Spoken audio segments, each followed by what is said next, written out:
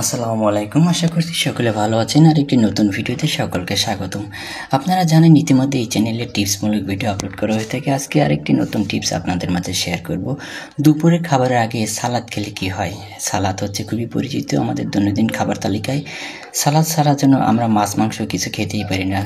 বিশেষ করে রিচ খাবারের আগে আমাদের সালাদ চাই। বিয়ের অনুষ্ঠান থেকে শুরু করে যে কোনো অনুষ্ঠানে প্রচুর পরিমাণে সালাদ খাওয়া হয়। তো এই সালাদ খাবারের আগে খেলে কি হয়, চলুন আমরা এখন তা জেনে নেব। সালাদ আজকাল সবচেয়ে জনপ্রিয় খাবারের মধ্যে একটি হয়ে উঠেছে। সবচেয়ে ভালো দিক হলো এই সালাদ তৈরি করা যায় প্রায় সব কিছু দিই। এটি আপনি কয়েক মিনিটের মধ্যেই ঘরে তৈরি করে নিতে পারবেন।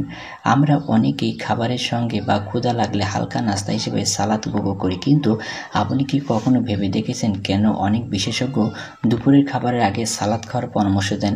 মূল খাবারের আগে সালাদ খাওয়া কেবল একটি ভালো অভ্যাস নয়, এটি হজম শক্তি উন্নত করে, ক্ষুধা নিয়ন্ত্রণে রাখতে এবং সারাদিন শক্তির মাত্রা বৃদ্ধি করতে সাহায্য করে। চলুন জেনে নেওয়া যাক দুপুরে খাবারের আগে সালাদ খাওয়ার স্বাস্থ্য উপকারিতা। বেশি খাওয়ার ভয় নেই। সালাদ দিয়ে খাবার শুরু করলে স্বাভাবিকভাবে আপনার ক্ষুধা কমবে। সবজিতে থাকা ফাইবার পেট ভরিয়ে দেয়, তাই মূল খাবারের সময় তুলনামূলক কম খাওয়া হবে। গবেষণায় দেখা গেছে যে খাবারের আগে ফাইবার সমৃদ্ধ খাবার খেলে তা ক্যালোরি পূরণ কমাতে পারে এবং ওজন নিয়ন্ত্রণে সহায়তা করে।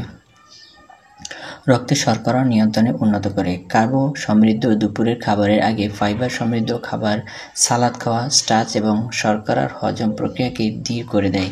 এটি রক্তে শর্করার হঠাৎ বৃদ্ধি রোধ করতে সাহায্য করে, যা আপনাকে বিকেলে ক্লান্তির পরিবর্তে শক্তি এবং মনোযোগ বজায় রাখতে সাহায্য করে।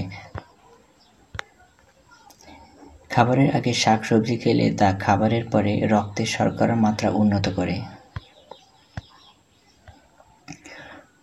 পুষ্টিকর খাবার বৃদ্ধি।